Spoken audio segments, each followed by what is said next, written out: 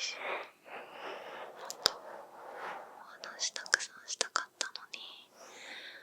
これからどこで働いたらいいんだろうってめっちゃ落ち込んだんですよ。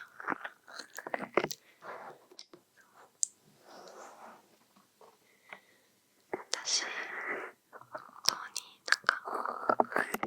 まっすぐというか不器用人間なので、新しいお仕事とか探すのも、ここは本当に自分の働きたい場所かとか、ちゃんと働き続けられる環境なのかとかすごく考えるから、言い訳なんですけど、それで全然応募できなくて働けなくて、その時に友達が「あなたはずっと休みなく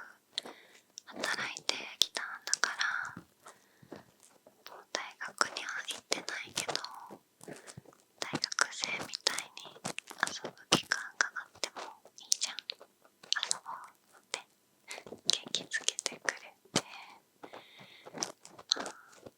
貯金が底をつくまで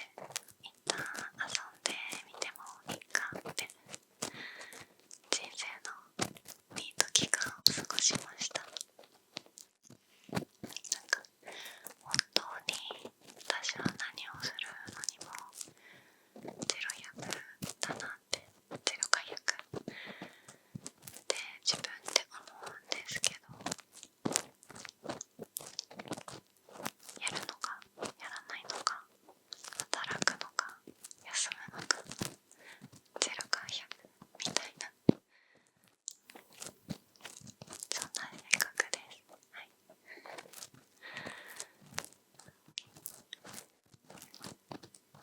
今回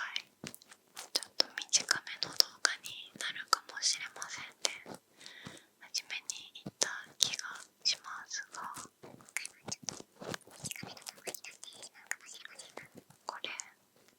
そんなに短くないかもしれない。はい、これからたくさんお世話になります。次りおちゃん、よろしくね。よしよし。